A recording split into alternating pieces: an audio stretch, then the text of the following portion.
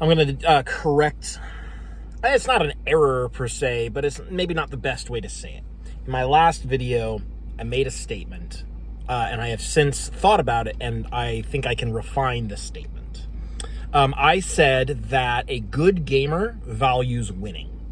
And I think that that is just a little bit too narrow of an idea. It doesn't apply to all games. Not all games have quite a clear win condition, though you may set one for yourself, as I did with RPGs. I think there is a win condition on an RPG campaign. Clearly there is a goal, and you can succeed at that goal. And there are even smaller goals, and you can succeed at those individual smaller goals. Those are victories. But to win at the game overall, it's kind of a lot more nebulous, isn't it? You kind of have to define that yourself as a win condition. And not all games are about that. I can give a handful of examples of RPGs where overcoming obstacles is not really the point of the game. So I think there's a better way to put this, and I've thought about my list, and with some help from the people on my Discord server, I've sort of refined and tuned up my list of laws for being an honorable gamer, and I want to talk about the first one today, which is, it used to be called, you should value winning. The idea that for the duration of the game, you want to win. Obviously, no one cares about winning afterwards. Who won, who lost. Like, it's just a game. Outside of the game, we don't care. But while playing the game, it is necessary to want to win in order to play well and be a good gamer. But I want to tweak this a little bit to account for games that don't have clear victory conditions. And to account for games where there may be things in addition to winning that you might want to pursue. And so I came up with, you should value what the game values, or what the game tells you to value. Games are I cannot think of any exceptions to this. Games are going to communicate to you as a player what it is that is supposed to be important in the game, what it is you're supposed to be doing. And I think it's important as a player to value those things. Are we getting victory points? You should value getting victory points. Are we, controlling territory? You should value controlling territory. Are we, making sets? We should value making sets. These kinds of either goals or activities that the game says are important. And let me adapt this to something that isn't clearly a victory condition. In L5R, and of course it always comes back to L5R, it's my favorite RPG. In L5R, there are plenty of circumstances where your character might choose to die, or where you as a player might decide that your character should die, even if the character themselves has not made that decision. And so, excuse me. Yeah.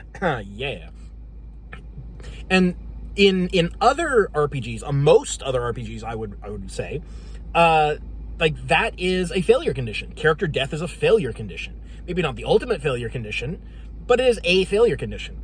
But in L5R, there's particular kinds of stories that are supposed to be told, and if you are telling those stories, you are winning. You are doing what the game is designed to do, and that may come at the personal cost of your character. And that's okay,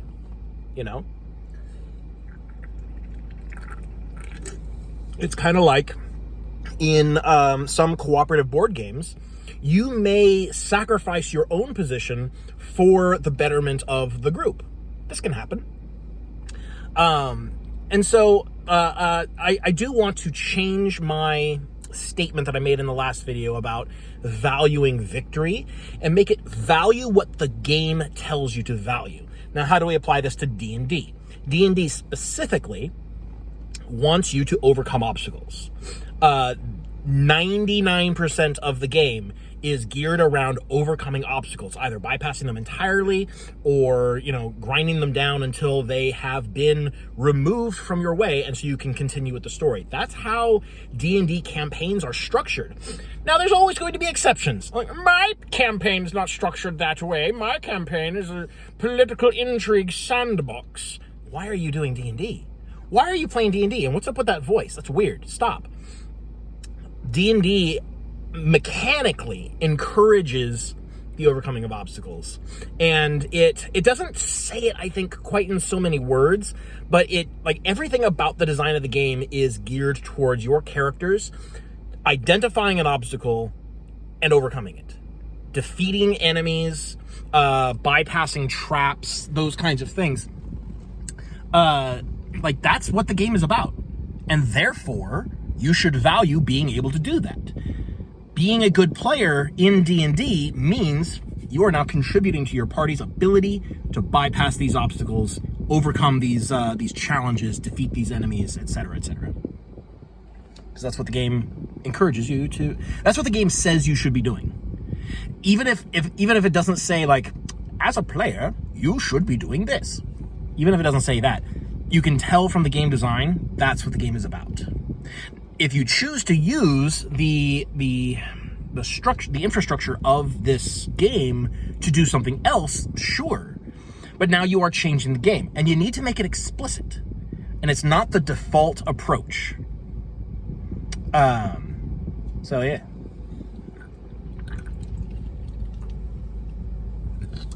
That's why I think people who decry power gamers and optimizers as ruining the game in some capacity, I think they have to be in the wrong, right?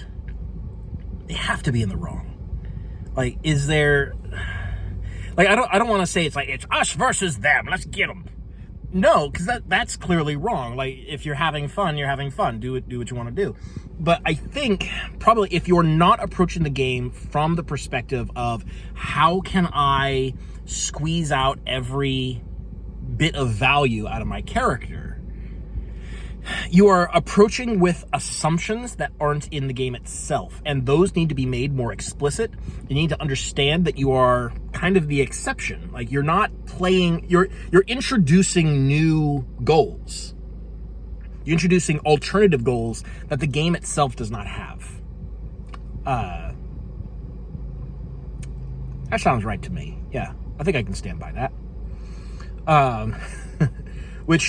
Which then brings us back to what I was saying in the previous video, where if in doing that, if you are not doing that, rather, if you are approaching the game the way that it seems to want to be approached, present obstacle, overcome obstacle, present obstacle, overcome obstacle, in that case, you are playing the game correctly and well. You are being a good player by giving it your all.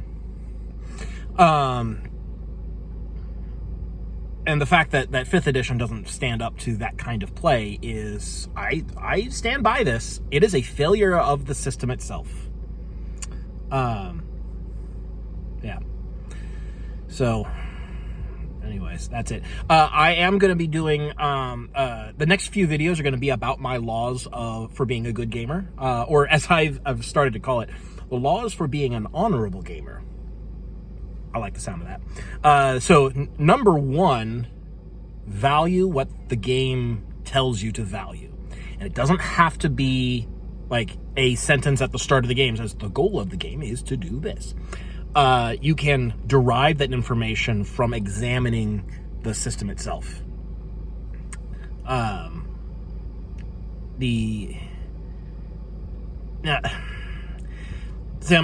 torn on whether or not what if you can't? What if you examine a game and you say I don't know what this game is about? I mean, you could give it a few playthroughs and try and see what it seems to be about. If it is not obvious, then that's a discussion that you need to have with the other players. We're going to play this game. Let's decide what it is about before we play. Make it explicit. Make it transparent. Make it a group goal. Like some games are just toolboxes, and you can decide what they're about, for lack of a better term. But that, I think, needs to be done before anyone decides like what is or isn't a good way to play the game.